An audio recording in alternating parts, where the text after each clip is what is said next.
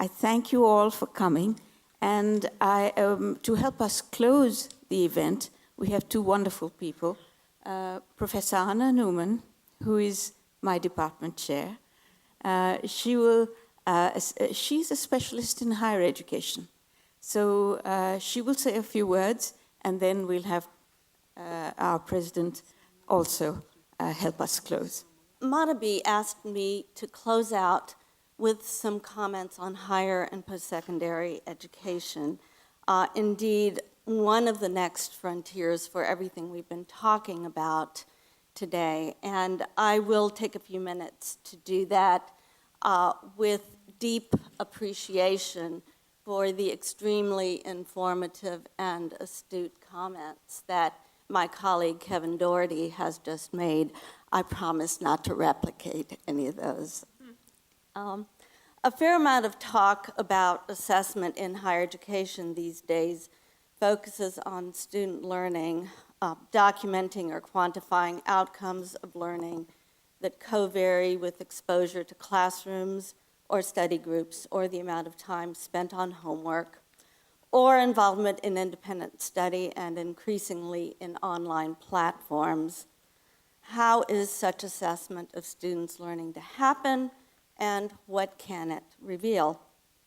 What could represent good assessment of learning in college, given higher education's differences in many ways from K-12 education, in the content and organization of schooling, and who students are, in the nature of the college student role today, and who instructors are, in the nature of faculty work, all in the varied contexts that constitute post-secondary schooling in the US today.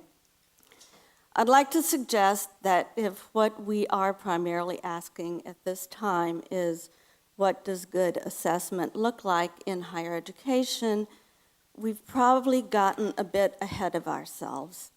Before we talk about how to assess students' learning or what good assessment of college learning is, I think we need to ask, have we yet developed models, theories, and images of the learning that is to be assessed? So what counts as learning in higher education? How would we know this learning if we saw it, heard it, and sensed it? And what would we not count as learning? I'm going to add one more thing to this complexity. Students learn a whole lot of things while in college. Are we after the learning of things in particular, and if so, what exactly? In other words, learning what? And one more complexity still.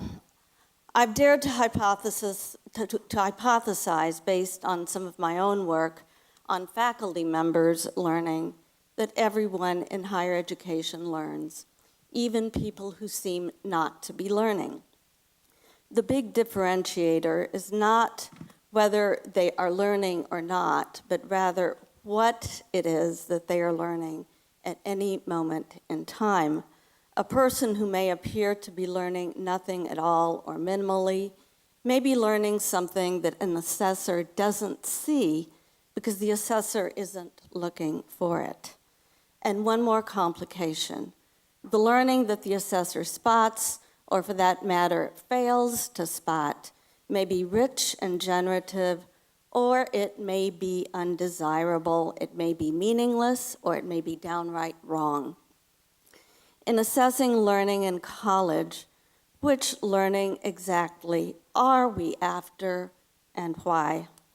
I say all this to underline an important issue. Before the field of higher education jumps full scale into the assessment movement, and I think Kevin has told us that it's about there, I would very much like for us to stop in our tracks. We need to ask ourselves first, what is this learning that we seek to assess? How and to what extent might it differ when it happens in college than when it happens in K-12 schools, or in the workplace or elsewhere beyond college? What might be distinctive about the kind of learning that goes on in college and that is then subject to assessment? I have spent a fair amount of time pondering such questions while all around me the winds of assessment have grown louder and louder. Academically Adrift came my way, and while in reading it, I learned a fair amount about students' study habits, their performance on tests. It wasn't clear to me how those habits or those tests linked with learners' cognitive experiences in class, and importantly, beyond class. I felt much the same way in following the collegiate learning assessment over its many years and related efforts around the country, many seeking to take snapshots of college students' learning. Is learning happening? And is it happening as fully as we would wish? It's a hard question to answer without specifying first what that learning looks like and without first answering the question of learning what exactly. The problem of how to assess learning in higher education is intimately tied to our ability to bound, locate, and define it prior to assessing it. I do have a few thoughts about what that elusive vision of learning in college could be, and also why the kinds of assessments we've been using may not do justice to what could and should be happening by way of students learning in the college classroom. First, I'm an old-fashioned believer of learning as Joseph Schwab, the curriculum theorist out of the University of Chicago, defined it, namely as the continuous interaction of four core elements: the learner, the subject matter, the teacher, and the milieu. But none of these four elements really matter just in and of themselves. It is their interaction. In fact, strategized and piloted by the teacher and propelled by students' curiosities and interests and what they know already, that adds up to a learning experience. The question of how to document such learning, making it amenable to assessment, is incredibly challenging given the dynamism and variety attributable to each of these four teaching learning elements that Schwab highlighted. The question of how to assess learning in a way that bundles all these moving parts, possibly by ascertaining that a certain student has progressed toward entering an idea or engaging it, if not mastering it, is hard as well. There's something very exciting to me in thinking about assessment in higher education, with an eye to students' learning.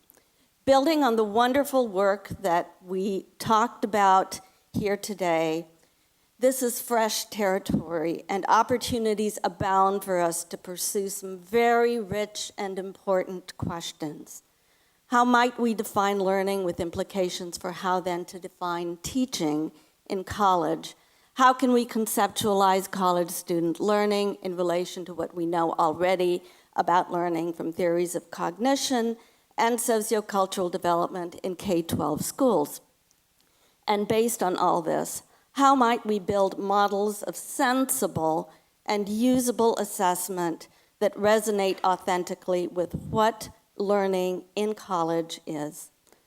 But we can't stop there. In higher education, perhaps more than any other setting, an assessment of students' learning is only as good as what a class's chief learner, that is, the instructor, does with the results of that assessment toward enhancing everyone's learning, her own included. Tackling learning and its assessment in higher education may, I think, lead us to new ways to think about teaching improvement as well. Thank you. I thought that I would take my few minutes to, in the spirit of give us something better, give us some workable alternatives, of making some practical suggestions.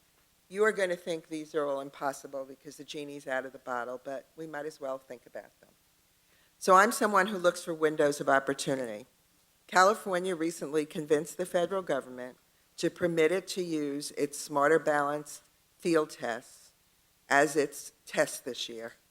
Those tests are using matrix sampling, the way I understand it. They are not, because they're field testing a whole variety of different things. They are not giving the same test to every child.